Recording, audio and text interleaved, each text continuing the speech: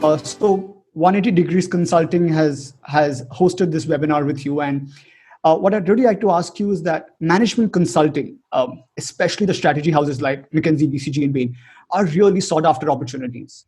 I would like to ask you, first of all, why? What really entails a career in this space? And on a personal front, what was your interview process like?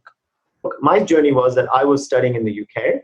I needed to earn some money. It was expensive. So on every holiday, I would go and work. I really liked my boss, and I went up to my boss and I said, hey, I really like you, and I like the fact that you pay me. So when I graduate, can I come back and have a job? And he said, absolutely not. He's like, you should not come back here. You should go and apply to McKinsey and BCG.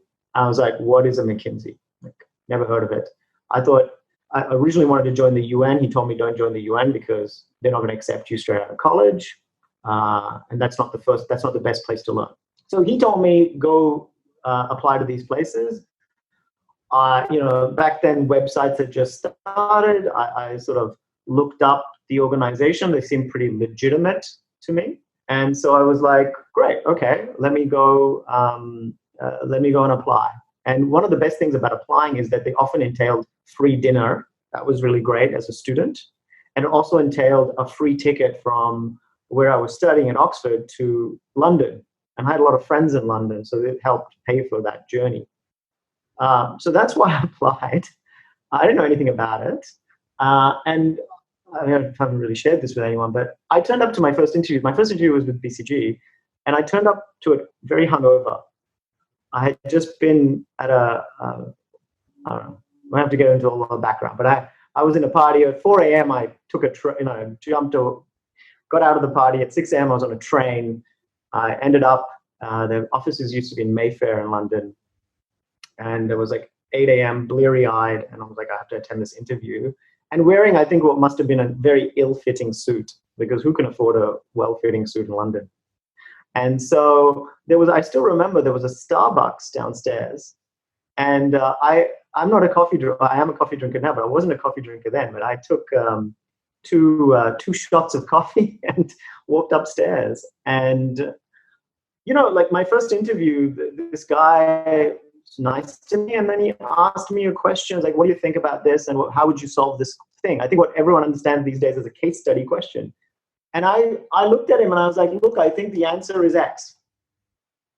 And you could see the look of disappointment on his face. And he was like, you don't know what a case interview is, do you? And I was like, I don't even know what you're talking about. Like, he asked me a question, I gave you what I thought might be an answer. So I thought you were looking for an answer. He's like, no, I'm looking to see how you answer the answer, how it's your thought process, and I want you to ask me questions. And so he then spent the next half an hour teaching me how to do a case interview. And that's important. I'll explain a bit later why I think that's really important. And I was like, oh, okay. That's interesting. And I like this sort of problem. I was a debater, and this whole back and forth stuff I really enjoyed. And so because they have to do two interviews, they do rounds. I still went to the second interview and I did really well. I did well because I did exactly what this man told me to do. And the rest is kind of history. Like I got a sense of what this job is about. I did interviews with lots of other firms, but I chose BCG because at the end of it all, I was like, that was the guy that took time to help me. And that's my first tip to everybody who's thinking about this is you are attending it when you do go for jobs, you're attending an interview, but you're also conducting an interview. Like the world is now full of marketing. It's very hard to understand what are real moments that people are having. Interviews are an opportunity to have real moments with the companies in which you're engaging with. And if you go in with the sort of the view that, hey, I'm worth it. I'm somebody who is also trying to understand, are you right for me? Without being arrogant about it, I think you yourself will come across more genuine, but you will also genuinely understand if you're making a good choice.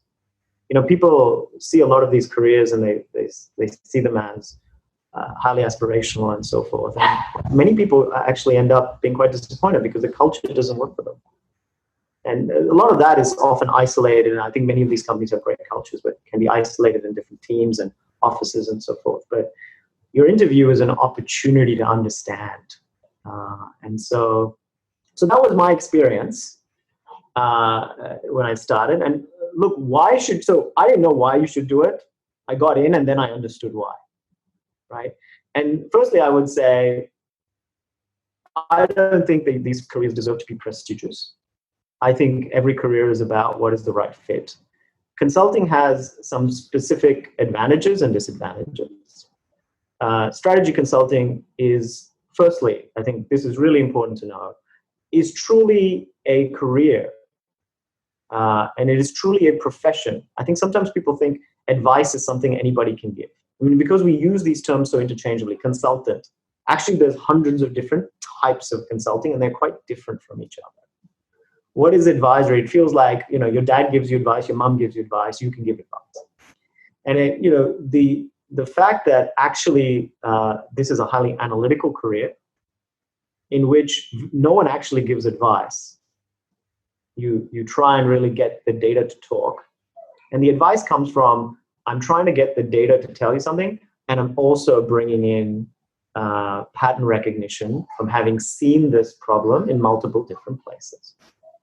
And that is what is essentially then turning itself into a piece of advice. And then I have some skills in ensuring that I'm communicating that advice in a way that you will listen to it. That's really fundamentally all it is, but it requires a lot of training. And I always tell people, like, people think being a lawyer is a profession that is very specific. And actually management consulting is the same. It's a very specific profession. And sometimes that interchangeability with the word consultant can lead you astray. So the question really is not about, is it prestigious and so forth. It's like, is this the thing that is a fit for you? And that's hard when you're like 21 or 22, because who knows what's a fit for you? And you're highly malleable in any case.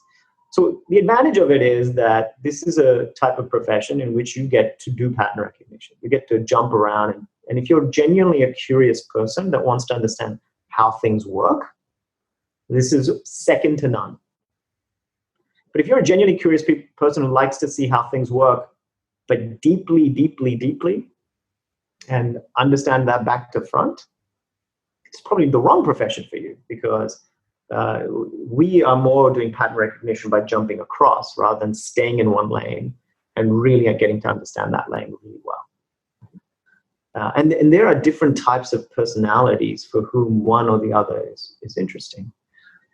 Then if you think about it from a value chain perspective, you're here to set direction. You're here to help people make decisions that are at the strategic level, that are basically saying, do I enter this country or do I not? Do I change direction over here or do I not? If you're going to go work on low-cost housing, you're going to try and help people understand what's the level of investment you want to work on low-cost housing. You're never going to build that house. And I can tell you now that even though I've been somewhat of a career consultant, that is a missed opportunity for me. Like, that is a trade-off. There is real value. There is real a sense of accomplishment from also getting your hands completely dirty all the way down and doing full implementation. So, those are the trade-offs.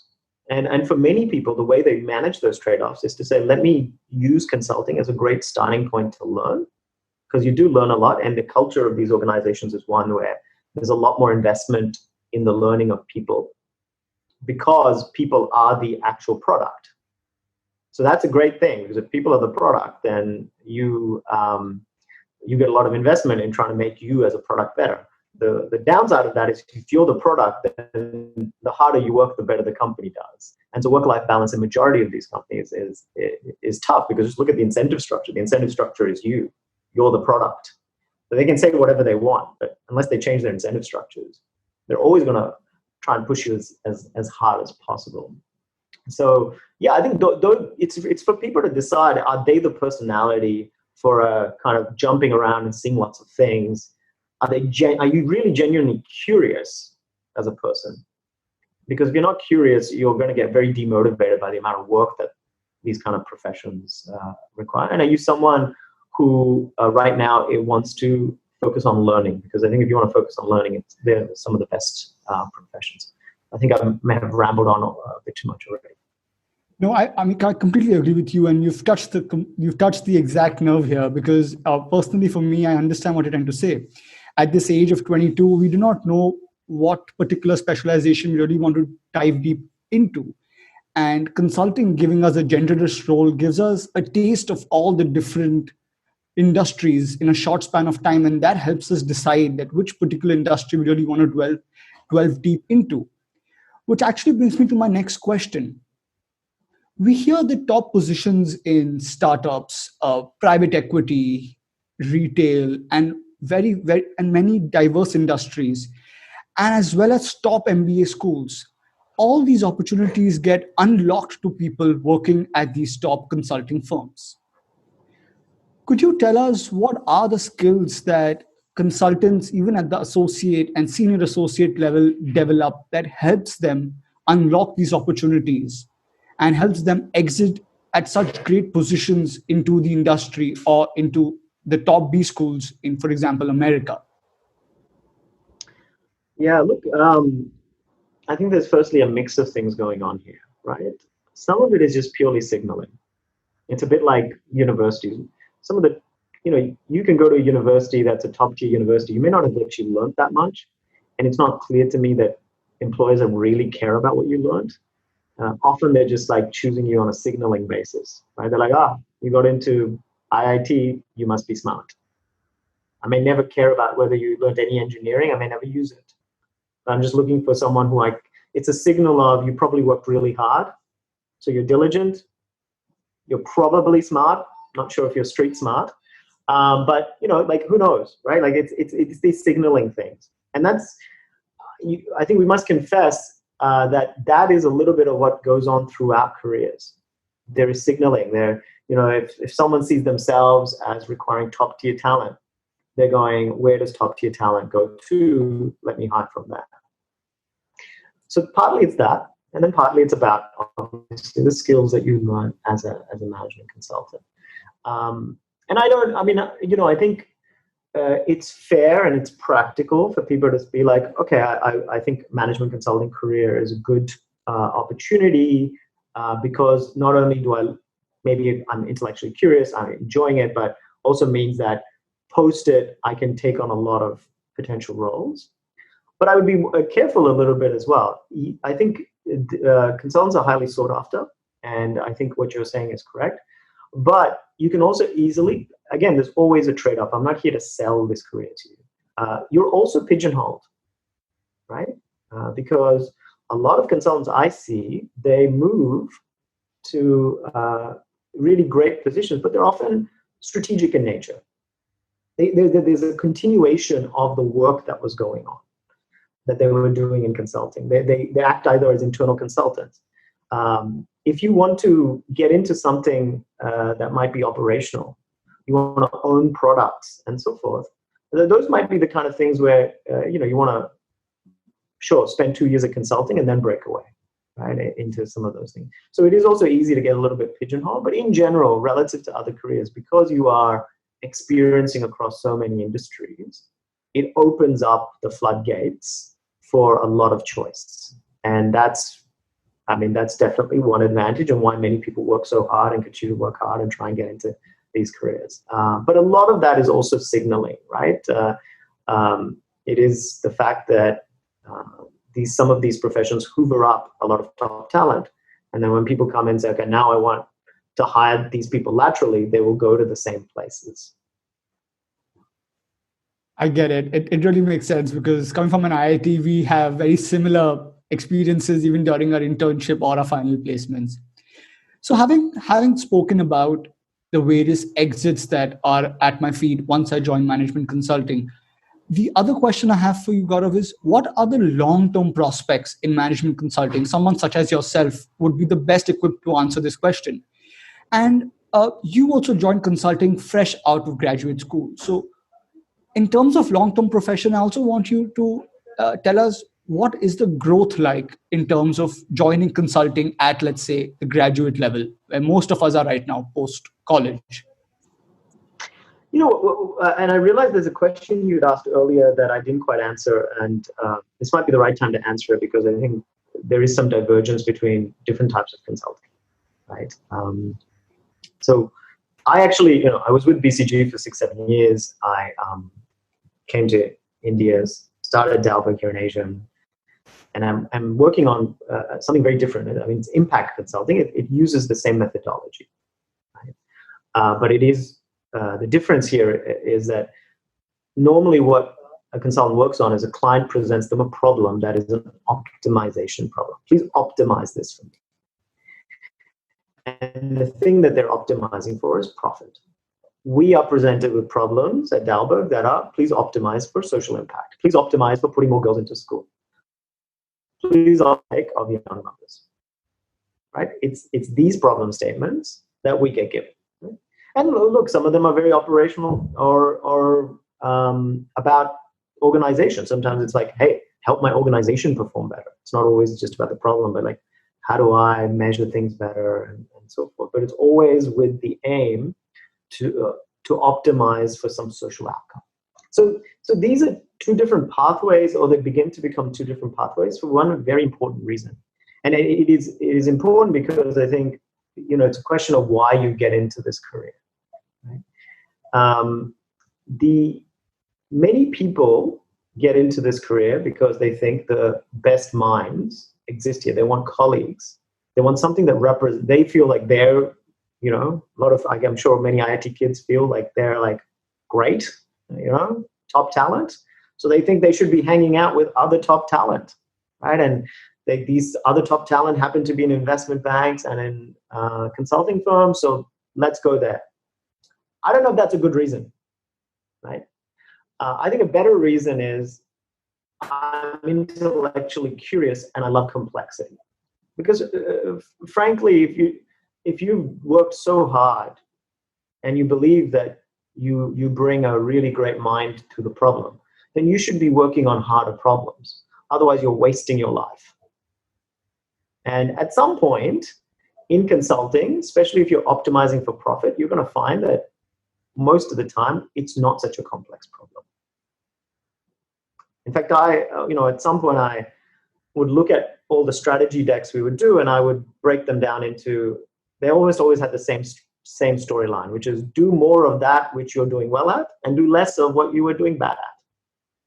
I know that sounds superficial, but like if you really break it all down, that's really what we end up saying the majority of the time. And so this question of if you're going to get into this profession, why are you getting into this profession? Oh, you're getting into this profession because you love complexity. Okay. Then look for complex problems. What part of this profession is actually using your brain power to solve complex issues? And the other dimension, which is the dimension that I think for me is why Dalberg is important to me, is that our best resources should be going towards our most important problems. And it just so happens that our most important problems are also our most complex problems. That's why they're so endemic. Actually trying to cut costs at a bank is kind of simple. But trying to get households to cook their food differently, or trying to get people to change behaviors around how they value education is a deeply, deeply complex problem.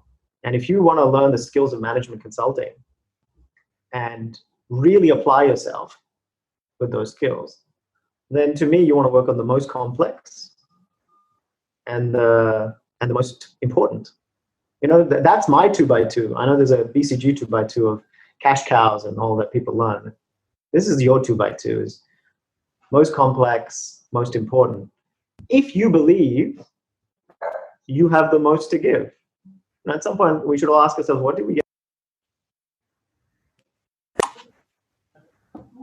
So, can you guys hear me? Sorry, I just said I muted myself. Okay. So I think so I think in the first 2 years of consulting, learn. And you can learn everywhere. All of these firms, I think, do a tremendous job of learning. But beyond that, you have to ask yourself these questions of, okay, where is this career taking me? Am I living up to, I think, the expectation that the world had of me?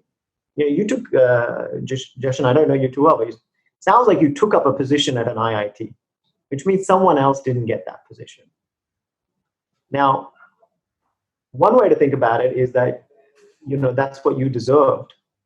Another way of thinking about it is that you now owe the world. So what do you owe the world? And look, there are many important things that all of us are doing. Like consulting firms right now, McKinsey's, BCG's, all of them are working on some really important issues. And helping businesses prosper is incredibly important as well.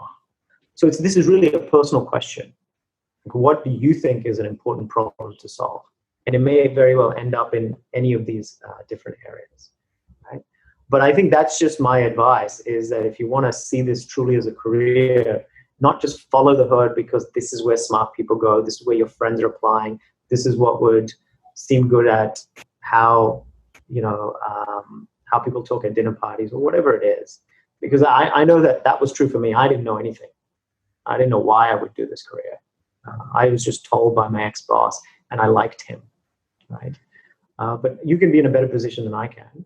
Then I think really as you go through, keep asking yourself this question: am I working on problem statements that I enjoy, that I'm making a difference in? And for me at least, the other dimension of that was, are these the most important problems? So yeah, that's how I think about the career track. I know you were asking something a bit more mechanical as well, like what does that career track look like? But there's some good websites on that stuff. Yeah, I think it's really great what you just mentioned, the fact that you joined consulting, and in your formative years you developed the skills that you equipped yourself with to be able to actually venture out and answer more complex problems that were driving you right from, I'm sure, when you were in Australia. And when you mentioned right at the start that when you went from Meerut, and of course you called your background a humble background, and then you moved to one of the most developed countries in the world, you realize that there is a big social disparity. And you joined a career in consulting, you equipped yourself with those tools, and you did venture out, you took up the challenge, you give back to the world. And I think that is something that everyone should really learn something from you. And that is great. That I just want to correct one thing. I didn't say I had a humble background. My father had a humble background. But yeah. I mean, look, even though immigrants, when they move to a country like Australia, can maybe start in lower middle class, having educated parents, having two parents that love you, and we're already starting in the top 95%, in the top 5%. Like I'm a privileged brat. Yeah. Let's just be clear. But you made use of your privilege to actually give back, and that is something that is really important here. So Gaurav, we've answered the whys. You've told us why management consulting, what are the exits, what are the skills we learn. Now, let's say if one decides to actually pursue a career in consulting, there are multiple aspects to the selection process that they must clear. Number one being the initial screening process to get shortlisted. Number two, the case prep and preparing for the interviews. And number three, the interview process itself. Any word of advice to students right now, given that you're on the other side of the table, in terms of what a top-tier firm like Dalberg looking for in graduates? How does one like me, like myself, maximize shortlists? And in the interview, what are interviews like yourself looking for in graduates? Yeah, let me start with the broader thing, which is I can imagine that there's a huge amount of anxiety at this stage. And I know many people who are talking about how their internships or even their offers are either delayed or retracted, right? So firstly, what management consulting, long-term outlook of management consulting, full stop, is in a way always bright. Management consulting doesn't exist because of capitalism, doesn't exist because of necessarily just business cycles. We exist because the world's a complex place. And sometimes it makes sense to have an independent organization come in and both bring perspectives from other organizations, because we only lead one life. So the people who are inside companies are leading their lives inside those companies. We're jumping around from company to company. That is inherently a useful perspective to bring in, alongside a perspective of having people who are dedicated to analyzing problems. Because if you look at it in a lot of businesses, you're doing multiple things. You're trying to manage a portfolio, trying to manage people, etc. And you have an analytical problem sometimes that you're also trying to solve. We're only just doing that. So that profession, in a time of incredible dynamism, even a negative space like what COVID has created, right, is always going to be necessary. And the world is only getting more complex and changing faster. So these things lend themselves to a management consulting approach. And so I think this profession is going to sustain, it's going to continue to grow. What does that industry look like? I don't know. I mean, right now, it's been a very consolidated industry. It's really the fact that around the world we have just 3 or 4 top tier firms is interesting. It's highly concentrated, and that's because there's been serious scale advantages to knowledge. Because what they're able to do is really accumulate knowledge from everywhere, and then it just makes sense to go to them. I don't know, technology may change that. But the profession overall is bright. So if you are thinking about long term, this is I think will be a growing profession. So that's just overall. Now, obviously, COVID has created some short-term pressures, but I think they are short-term. Now, what do companies look for? How do you go through that sort of, let's get shortlisted and so forth? So I'm going to share what I think is the truth. And I want to be clear to everyone listening in that I'm not advocating for that. That's just the current scenario. I think the current scenario may not be fully fair. Now, just as an example, we had about 3 or 4 positions open recently. We had 1,800 applicants for that. Our own acceptance rate is actually the lowest in the industry. And that's tough. I don't think that's a representation necessarily of just that we are some amazing people. That's a representation of the supply side and the desire for, I think jobs that can really help you learn and have cultures that really invest in you. And that, it's a tough economy and so forth. So that, is not great news because you're like, well, how do I get in? And the truth is all of these organizations have to take shortcuts because who's going to read 1,800 CVs? And just like I was talking about, why do people from consulting get good jobs afterwards? We're lazy about that stuff. Not lazy, maybe the wrong word. It's almost forced into those shortcuts. So we ourselves then only go to like top tier schools because we know that the percentage of people that we can hire from those is going to be higher. So there's a higher return on investment. And that's hard because, we know there are as good and thousands of as good people across the country who for various reasons, both matters of luck and other, are sitting in institutions and could do a phenomenal job, right? And yet each year, every consulting firm feels like they can't quite hit their quota. And that is because we take a very elitist approach to it. So you have to work that system. And you have to change that system as well to some extent. Because I think what it does, the problem it creates, it's a higher return on investment from a time perspective. The problem it creates is very undiverse workplaces. And that starts to impact the work that we will never see because we're all living in our own bubble. Everyone's coming from the same institutions. Even if you go to the institutions themselves, everyone's coming from the same backgrounds in those institutions, right? And so it's a really wicked problem to try and say, okay, how do we really select the best? Because that's not what we're doing right now. We're not selecting the best. We are just trying to select where there's like the highest hit rate. I've had experiences where when I first started here, I used to go to Xavier's College in Bombay. I used to lecture there, and I had an opportunity to, I think, really pick the best students from Xavier's to come to Dalberg. And they have consistently remained some of our best candidates and consultants. Because you were getting and what was happening was the top tier consulting firms were not going there. They were just sticking to the IITs and so forth. And I've had lots of candidates from IITs, and still on average, the hit rate at Xavier's was higher. So I'm not trying to diminish any institution. I'm just talking about the fact that talent is spread. It's our vision that's not spread and so forth. So that's not helping very much. I'm just giving you more problems. So how do you really shine and so forth? I think it's hard. At least what we have tried to do is recognize that we're a consulting firm where we need people who are just as comfortable and as empathetic and able to communicate with a farmer, walk into a village, talk to a farmer, understand those challenges, because that's what we need. That's where we need data. That's where we need insights. And at the same time, walk into the boardroom of a big corporation and also present. They need to be credible in front of grassroots leaders who can really sniff out if you're not authentic. They can really sniff it out. And at the same time, show the polish that sometimes global discussions demand. For me, that's a lot about grit. You need gritty people who feel like, they belong, like they know how to walk into a room.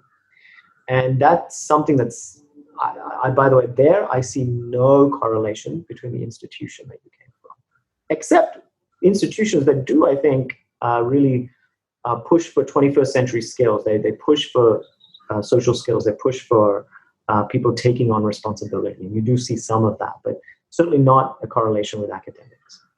And so we do look for, in our CV screening and so forth, signs of grit. And we certainly still largely focus on some of the elite metrics that everyone else does. But we do create, think of it as a lottery visa. Sometimes we will look at some of these CVs and see some really good examples of grit. But sometimes we don't even get there. You may have those examples, but we just don't even get to your CV.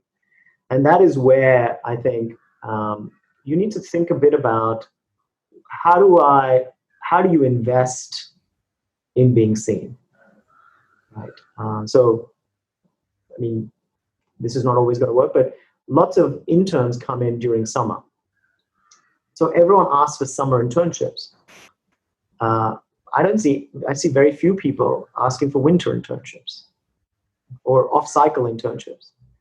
And there are times in those in the year where we have nobody. And if someone said to me, and please don't inundate me, yeah, and people do reach out, and we're still very selective. But if someone said, "Look, I'm just willing to take on a project. Here's the kind of projects that I think I can do," and even if you make that transaction cost really low, I've noticed something about what you're doing right now, or some of the work that you're doing, and here's a problem statement that I want to sort of take on and provide research support on and so forth, as long as you can give me, and be clear, as long as you can give me 15 minutes each week to check in with you and see if I'm doing this right, then then what you're doing is investing in yourself. It does not a guarantee of a job, but for people who really want it and who may not have the usual markers, it's those kind of techniques. But the key to thinking about that is to lower the transaction cost. I often get very open outreach and very emotional outreach. People saying, "Hey, I really want this.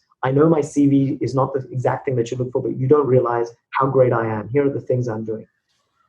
Even if I manage to read that, I then have to think about, okay, but how do I use this person? And then what are they expecting from me? Because actually one of my greatest fears is that I'm going to disappoint you. You're going to reach out and I'm going to say, okay, and then I'm not going to have time for you. Right? So how to make this almost make yourself into a product that someone can consume. If someone said to me, "Hey, I just need 15 minutes a week, but here's what I will give. And here's some ideas for what I could be doing," as opposed to, "What can I do for you?" then I think there's a lot of people that you can reach out to. And don't reach out necessarily to the senior leaders. Because your hit rate is going to be lower. They have almost the greatest amount of demand on their time. I think all of our team members are leaders. Right? So project managers, consultants, everyone wants a bit of help, and everyone wants to be felt like, you think of them as someone that you could learn from. So I think these are some of that, because I saw a bunch of questions coming up here. A lot of people are talking about how do I apply? Look, the standard application stuff is there, and we are trying to reform the way we look at some of that so that we are more inclusive of people of different backgrounds. But here are some of the techniques. So the main takeaway is find a way to be very clear about the value proposition you're giving and reduce the transaction cost. Because the profession is one where there is actually no end in sight for our profession. There is no ceiling. This is a profession in which as soon as a person proves value, there's a job. because there's always someone who pays for it. So as soon as someone shows value, you can almost, I think, especially in our early years, because we're much more entrepreneurial, we're a young firm. In our early years, lots of people did that. They literally they almost created the job that they have today. So I think these are some ideas. Sorry, I think then you were talking about interviews. I'll finish here.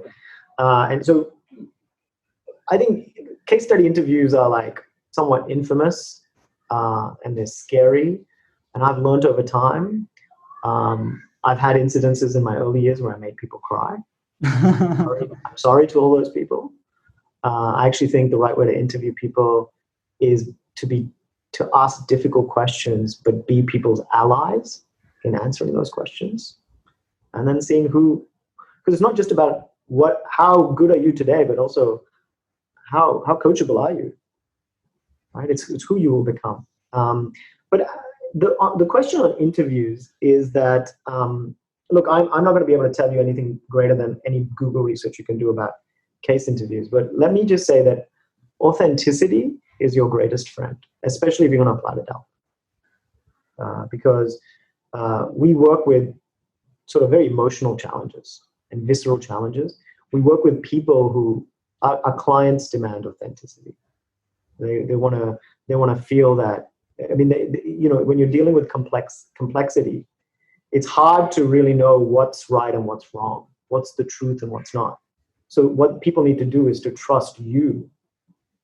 It's true because, or at least it's more true because I trust that you've done your work. So authenticity is really important. Authenticity comes across in the interview process itself. So I think that's and the point I made very earlier, which is go to an interview as if you're also interviewing back. There's always a sense, I think, I'm like, wow, this person must be pretty good because, they themselves are holding themselves in a little bit of high regard that, like, is this the right profession for me? And one thing that there's two types of questions in interviews that I think people do generally very badly in. And two of them have already come up in your questions at this webinar. One is when I ask people about strengths and weaknesses. I mean, I have my own way of asking that question, but in general, there's always these questions, strengths and weaknesses. And when someone says my weakness is that I work too hard, I generally am like, bullshit. Come on. Right? Like, that's great, good for you. But let's be real. And it's an opportunity to be real because, again, I'll give you, there's definitely some answers which for consulting are not going to work. If you're like, hey, I can't add. Well, I'm not going to teach you math now. And it's a bit of an innate skill, and it's probably consulting. Consulting is a very numerate profession, management consulting. That answer. But even like answers that say, you know what, I made my teams cry. I managed teams badly. Or I just keep missing deadlines, and it's because I'm overly optimistic. Whatever it might be, a real answer is a sign that you're on your way to progress. True. Which one of us doesn't? But if someone is unable to give me a good answer on what are their weaknesses, what they're telling me is, because everyone has weaknesses, is that they're not going to progress. Either that or they're not being authentic, and these are both important things for us. So that's a question that I find gets answered very poorly, and I'm always in awe when I see some really good answers. And I can tell you now that I've had some answers where other parts of the interview have not gone well, but we've given people that opportunity because we love the authenticity that they brought to that. The second thing that I see people underutilize is I always give people an opportunity. It's like, what questions do you have for us? Now, if you're going to ask me a question that you could have Googled, you're kind of failing the interview right there. Because the whole point of consulting is to have a nose for value, is to help people think about it. And the ability to ask questions of someone is a really strong opportunity for you to show a nose for value. So how do you ask a question that is super interesting, that demonstrates your own thinking? There are questions that can be like, what do you think of COVID-19? Right? But there are other ways to ask that question, which are like, I've always felt that, the post-recovery needs to be thinking about improvements in efficiency for MSMEs because we're pumping in so much money, it's going to become inflation. It's just going to lead to inflation unless we also get productivity improvement. I know you guys work a lot on MSMEs. Is productivity improvement a big part of what you're trying to solve for? Now, what you're doing is you're not asking a question. You're demonstrating your level of insight and thought. So it's a way better opportunity than saying, hey, how's Dalberg dealing with COVID-19? So I think that's in any consulting interview, it's a great differentiator is to ask a really smart question. Yeah, I remember when during my interview also when my partner asked me what do you want to ask me, and I asked him the case that you asked me in the interview process, was that something that Bain really worked on, and if you all did, then how did you all actually go about solving this problem? And that was and I saw his expression and I realized that I've made the interview a success right there. And that's why I can really relate to what you're trying to say. Good example. Gaurav, we have around 8 minutes left, and I'd really like you to look at the audience's questions, and I had a brief time to go over them. What the audience is actually trying to ask you is different ways. What is Dalberg looking for in CVs? They're asking you questions as to foreign languages help you, do non-profit organizations help me get a shortlist at Dalberg specifically as compared to MBB? I think what they're interested in is in the how. How do I make the Dalberg shortlist in more granular form? So if you could just shed some light as to any CV metrics that you particularly look for, I think that will help the audience. Yeah, look, I think maybe the way I talk about it is what's a bit different about perhaps our metrics than others, and I may be wrong about that because I don't know all the others. But generally, of course, everyone's looking for the institution you're at. They probably have a view on rank order of institutions, the kind of academic marks that you achieved, and the internships that you've gotten, and so forth. What's a bit different about us? I'd say we care about internships, so we probably care about a broader set of internships. And by the way, it's totally fine to have great top-tier private sector internships, but we work in the development space or in the impact space, and for us, this is not just a profession, right? This is our mission, and we really look for hiring people for whom the impact space is a mission. And I think it's more important for us that the impact space is a mission than management consulting. We are part of, actually, if you look at the mission of Dalberg, Dalberg actually has two missions. One is to help its clients make impact. I'm reducing it for the purposes of this. The second is to create development leaders. So we're looking for mission-oriented people. Now, that doesn't mean that you have to have been like an NGO person. But I think you need to, in some ways, indicate grit and an interest in help. And that doesn't always mean I'm helping the poorest. But it is someone who's involved in things beyond themselves, that is in the service of others. So I think we do look for that. We look for internship experiences that are more adventurous, I think is important. We also look for people who put themselves out of their comfort zones from a travel perspective. Not just like I've been traveling, but if you've even in different parts of this own country, I mean, this country is a continent, is important. So like, just have you stepped out of your own comfort zone and put yourself in a thing that you wouldn't have expected to be in because you wanted an experience?